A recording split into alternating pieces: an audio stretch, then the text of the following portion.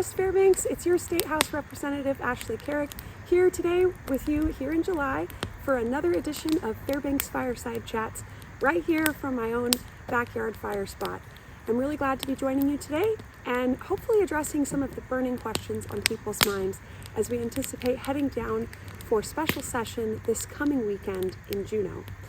One of the top things people have been asking me about is education and what I plan to do in terms of the special session next week. First of all, I can proudly say I plan to attend special session. I believe in showing up for my job, and I believe in taking the tough votes wherever they're needed. So I will be in Juneau next week for special session, and I do plan to vote yes to override the governor's disastrous veto of base student allocation funds.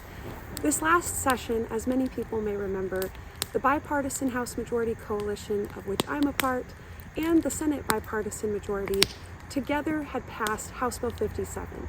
This legislation offered some sweeping reforms to education and perhaps most importantly included a needed stabilizing investment for our school districts of a $700 per student base allocation increase.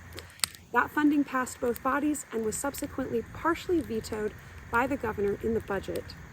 At this time, it is imperative that we take the action to override the governor's veto and provide some assurances for our Fairbanks North Star Borough School District and districts across the state.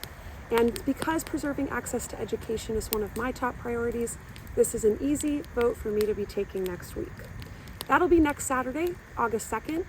Other items on the agenda for the special session included the potential establishment of a Department of Agriculture and potentially other education-related issues. What I can say is education reform still remains a high priority for me, and also consideration of agriculture and how to invest in our farmers and businesses across the interior and the state is also a huge consideration, but it's not likely to become an issue we address in special session.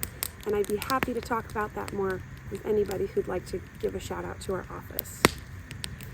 The second thing I wanted to address today that has been coming up a lot with our legislative office is current Department of Transportation federal match dollars. Now, it's a little complicated, but essentially this last budget cycle in the capital budget, the Senate made the choice to reappropriate some previously obligated funds for other projects, many of which were not begun yet and allowed us to have a bit more budget flexibility in the rest of our budget. Those funds, $60 million, were subsequently vetoed by the governor, and at this time, it would require an override vote to secure those reappropriated funds in our current year's budget. However, without some sort of action by the legislature, either this coming special session or potentially in January through a supplemental budget early in session, the state is at risk to lose up to $600 million in federal matching funds, $9 million of which is specifically for rural and other airport maintenance and construction.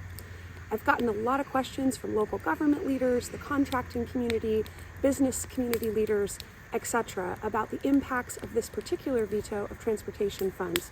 And what I can say is, as co-chair of the House Transportation Committee, I continue to try to ask these tough questions, to seek answers, and to work collaboratively with the Department of Transportation and the administration to get the information we need to be informed decision makers down in Juneau.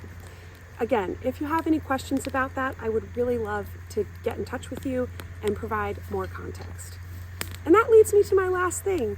Fairbanks, I really always love hearing from you. I can't say enough how much it matters to me when I get those phone calls or those emails asking about education or transportation, public safety issues, mining issues in Fairbanks, etc. And so I encourage you to continue reaching out. If you're wondering how you can stay in touch this interim and beyond, please know that my staff and I are working hard now from our Fairbanks office, which is at 1292 Sadler Way on the east side of town in the Global Credit Union building. We also are available at our office number, 907-452-6084. Again, that's 452-6084.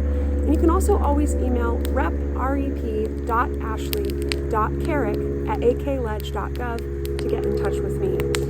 You can additionally follow me on social media at Rep Carrick, and just feel free to reach out, Fairbanks. We're here, we're at your service, even while I'm gone next week for a special session in Juneau, just know that my office is open to you and my ears are always open to you to listen and respond as well. Thank you so much, Fairbanks, and enjoy the summer. We have had the most busy, bright, beautiful summer. I'm sitting here with my little fireside chat today.